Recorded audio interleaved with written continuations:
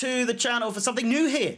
Brand new content. Once again, a brand new series here on the channel to bring you all the news surrounding the club over the last week that you may or may not have missed. And we start off with quite probably one of the more defining pieces of news for the club as a whole. Not only this week, but maybe even for the next year, the next couple of years. Who knows? Who really knows? Julian Nagelsmann, a man who was seen as the most likely candidate for the permanent Chelsea job from next season, has withdrawn, as per Fabrizio Romano. Fabrizio has said this: Julian Nagelsmann has now withdrawn from the race to become the new Chelsea head coach. It looks like it's his final decision. The German coach is said to be no longer available after multiple rounds of talks. Nagelsmann was top candidate for the job.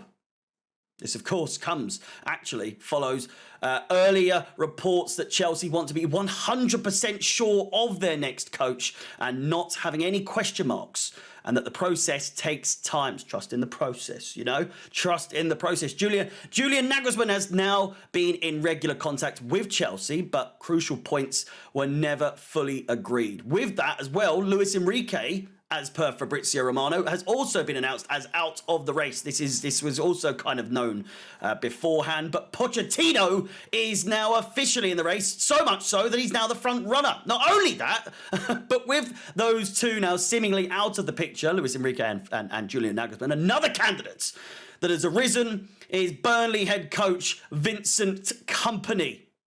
Now, I'm sure you have your opinions, and whilst very valid, there were reports that a huge 3-hour-long call was held with Vincent Kompany following our match against Brighton. But between the two, it's obvious who the man is going to be to start next season. Do we Chelsea fans want that? No, not really. Not at all. Personally, there's so many other people that I would prefer. Will the club, will the boards care what the fans want in that regard? A former Tottenham failure, more or less, another one. But I know he did a lot for the club. You know, got to the Champions League final, nearly won the Premier League and all that. But the key thing is nearly. He struggled at PSG.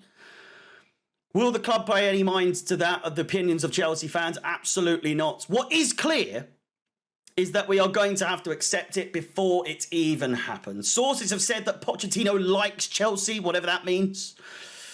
You have the likes of Vivell, who is a director and has shown a considerable amount of interest in wanting Nagelsmann, specifically at Chelsea, doing his job, you know, as a director, directing the club in the direction that they believe to be the correct one. And now you have senior figures at the club allegedly saying that they have decided against Nagelsmann, with there being concern over his age and experience. My view is that if Pochettino and Vincent Kompany are leading the race, now that says everything about the state of the club. Everything you need to know about the state of the club. Drogba was right. Didier Drogba was right. The legend that is Didier Drogba, in saying that I do not recognise this club anymore. Pochettino and Kompany, the front runners, with the names that we were linked with at the start. What do you think, though? What do you think? Pochettino to Chelsea? Let me know in the comments down below. But yeah, we move on to the next bit of news. Up next, it was rumoured to have been in the works, you know, as Thomas Tuchel, or as soon as Thomas Tuchel arrived at Bayern, but with concerns of the possibility of facing Bayern in the semi-finals now at ease, with both sides now out of the competition. I don't know why either team was worried. I don't know why Chelsea were even worried. Like, he might be telling them some insider information, you know what I mean?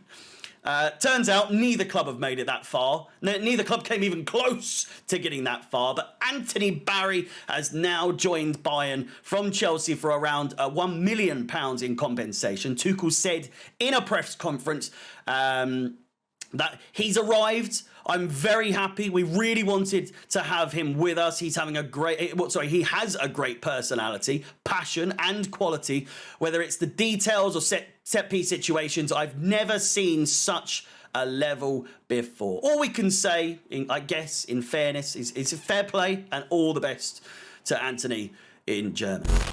Next up, we have, as ever, one of the many elephants in the room, and that is Mason Mounts. Most will now know, if you are on Twitter, that the 24-year-old has decided to leave Twitter.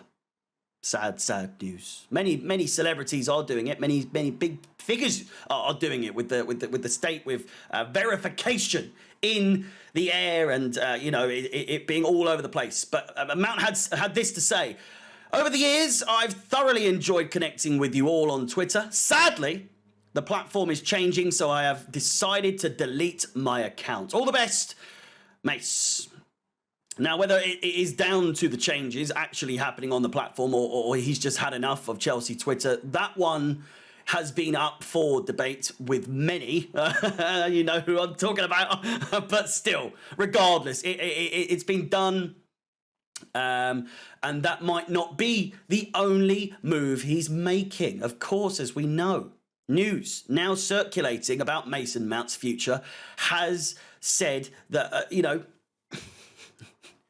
Arsenal are now the newest team to show an interest in holding talks with the Chelsea for the England international. This, of course, adds to the interest of Liverpool, which who allegedly Mace has already agreed terms with, according to one source in particular. Again, not one that rings off the top of my head.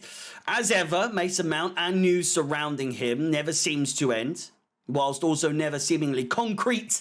So once again, take this one with a pinch of salt.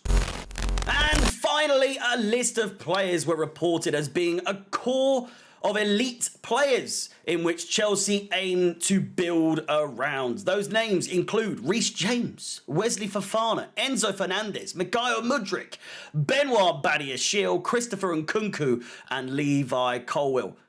So that begs a few questions, or at least one or two. Are those players that I just listed the ones of which whose future is 100% safe? Are all those players 100% safe with their future at Chelsea? And of course, are the players not included all legitimately up for debate in terms of a potential sale? Let me know in the comments down below. With that said, those are some of the key moments or news moments surrounding Chelsea for this week. This concludes episode 1 of hopefully many in this style. Let me know what you think of the new series. As ever, please like, subscribe, hit the bell notifications to be notified of any future content on the channel. If you wish to become a member and help support the channel even more, then click the join button. For as little as £2.99, you can help support the channel. With that said, enjoy your weekend, and I'll see you soon. My name is Harry, up the Chelsea, and peace.